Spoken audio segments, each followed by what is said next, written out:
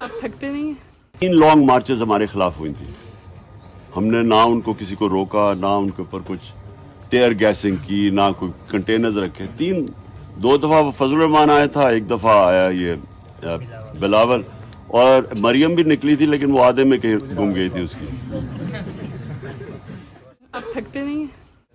कि जो रिस्क है ना वो अल्लाह के हाथ में, और अल्लाह ने इंसानों को आज़ाद किया ही इस तरह था कि ज़िंदगी मौत उसके हाथ में, रिस्क उसके हाथ में, और इज़्ज़त ज़िल्लत उसके हाथ में। तो ये जब आप सब एक चीज़ याद रखें कि सिर्फ आज़ाद इंसान जो है ना वो बड़े काम करते हैं। जो लीडर होता है ना वो आज़ाद होता है। आपने ये सब ने एक चीज़ समझ ली, गुलाम लीडर नहीं बन सकते। लीडर आज़ाद होता है और उसकी एक मिशन होती है, उसकी एक नज़रिया होता है, नज़रिया बनाता है लीडर। तो पहली चीज़ तो उसका एक नज़रिया होता है, वो आज़ाद होता है। नंबर 2, बुज़दिल आदमी लीडर नहीं बन सकता। लेकिन जब आपको ये खौफ, वो कुरान की आयत है कि जो लोग ईमान ले आए मैं उनके खौफ दूर कर देता हूँ। क्यों सारे जो नबी सल्लल्लाहु अलैहि वसल्लम के सब लीडर्स बन गए? क्योंकि उनके अंदर ईमान आ गया, उनके खौफ दूर थे, उनकी विजन बड़ी हो गई। फिर जहाद अकबर जो अपनी नफ्स के ऊपर काबू पाता है, वो असल ताकत वो होती है जब आप अपने ऊपर काबू पा जाते हैं। और फिर जो इंसाफ करता है लीडर हमेशा अमानतदार होता है, सादिक और अमीन, सच्चा होता है। और ये 2 सबसे इंपॉर्टेंट क्वालिटीज, सच्चाई और अमानतदारी। फिर रिस्पेक्ट मिलती है उसको। तो लीडर तो वो होता है जो लोग उसको लीडर माने। अपोजिशन लीडर नहीं बनाती, एक लीडर पोजीशन को बनाता है। सो बेसिकली ये 3-4 क्वालिटीज हैं, आपको समझना है। लेकिन सबसे इंपॉर्टेंट ये है कि वो आज़ाद होता है, गुलाम लीडर नहीं बन सकता। और ये फिर कि खौफ के ऊपर काबू पा जाता है। बुज़दिल आदमी लीडर नहीं बन सकता। अपनी मैं पे काबू पा जाता है, वो फिर बड़ा आदमी बन जाता है। सब जो बड़े इंसान थे, कायद आज़म, नेल्सन मंडेला, ये सारे सब दिलेर भी थे, मैं से ऊपर थे, बड़े कॉजेज थे इनकी। अपने से बाहर, अपने कायद आज़म पाकिस्तान के नज़रिया लेके निकले थे। मंडेला आज़ाद करना चाहता था जो कलर्ड लोग थे साउथ अफ्रीका में, 1 मैन 1 वोट। तो बड़े लीडर, वो इसलिए दुनिया याद रखती है उनको। जो सूफ़ी हजरात यहाँ सारे हमारे अभी भी उनके उर्स के ऊपर लाखों लोग आते हैं। क्यों आते हैं? वो सारे अपनी ज़ात के लिए नहीं थे, वो बड़े इंसान थे, वो इंसानियत की बेहतरी के लिए आए थे। तो जो भी इंसानों के ये करता है, उनकी खिदमत करता है, लोग उसको रिस्पेक्ट करते हैं।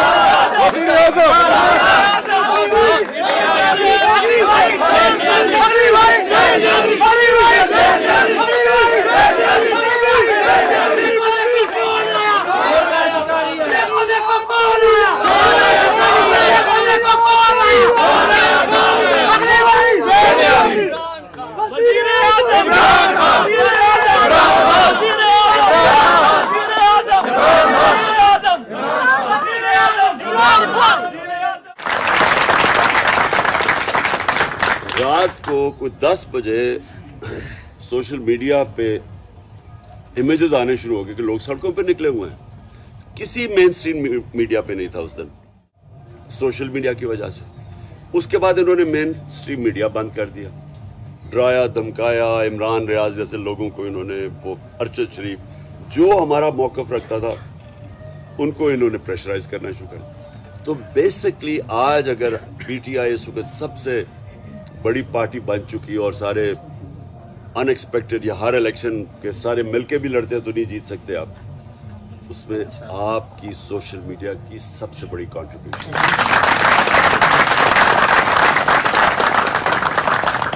आप ना होते, सोशल मीडिया ना होता, इन्होंने मेन स्ट्रीम मीडिया को दबा लिया था। तो सोशल मीडिया का जितना बड़ा रोल पिछले महीने था, पिछले 6 महीने, उसकी वजह से हम आज इस पोजीशन में बैठे हुए हैं कि सारी पार्टीज एक तरफ है और एक पार्टी सारे मुल्क में छा गई है। और दूसरी चीज़ जो अगला रोल है, وہ بھی سارا سوشل میڈیا اب اس کو ڈومینیٹ کرے گا، کیونکہ سوشل میڈیا اب ایسی پاور بن گیا ہے کہ اس کو یہ کنٹرول نہیں کر سک رہا ہے. یعنی یہ جو بھی چیزیں کرتے ہیں وہ اوپر سے دبا دیتے ہیں سوشل میڈیا میں. یہ کنٹرول نہیں ہو سکتا. اگر یہ کنٹرول ہوتا تو ان کا نیریٹو آج پریویل کرتا. وہ نہیں کرا ان کا نیریٹو، کیونکہ سوشل میڈیا کی وجہ سے آج بڑی انفارم پبلک ہے. سو اس لیے میں نے آپ کو پہلے تو ایک ساروں کو آج خراج تحسین پیش کرنا تھا.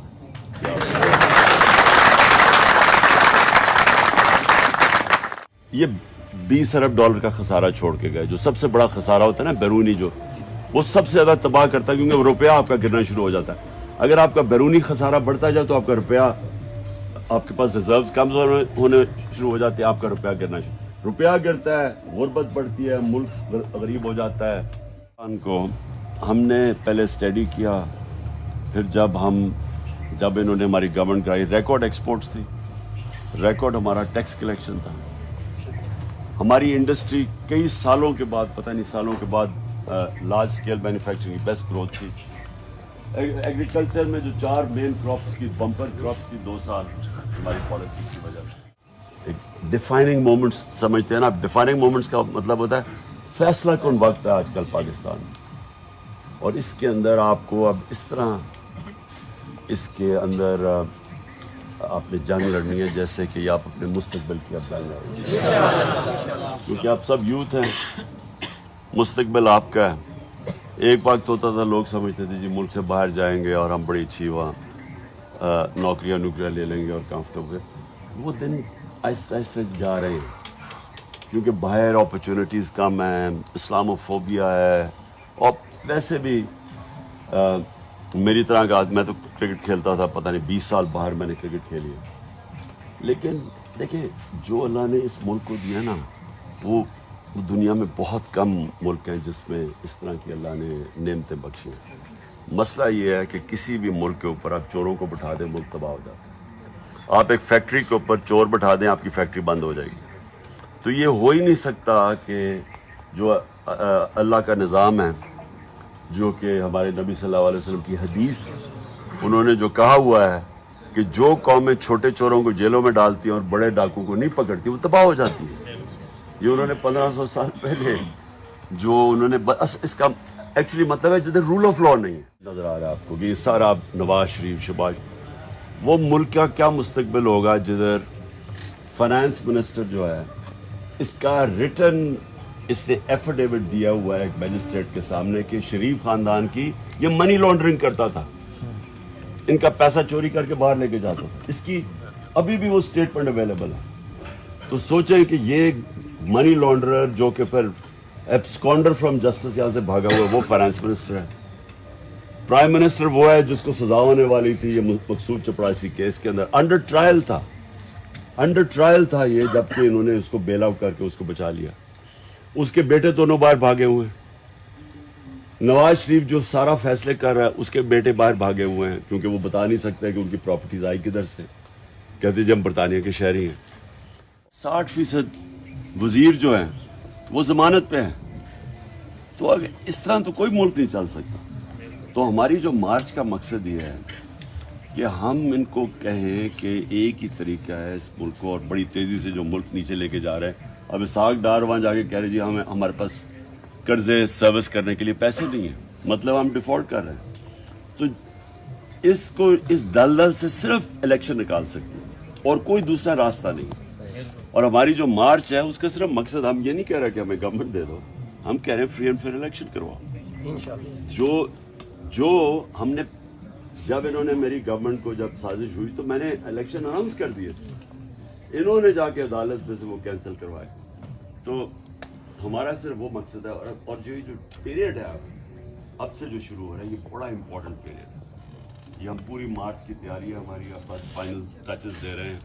مارچ کا ہم پوری پلاننگ ایسی کر رہے ہیں کہ جو بھی ہم نے جو ان کی پلاننگ ہے اس کو سامنے رکھتے ہوئے اپنی ساری پلاننگ کر رہے ہیں. یہ یاد رکھیں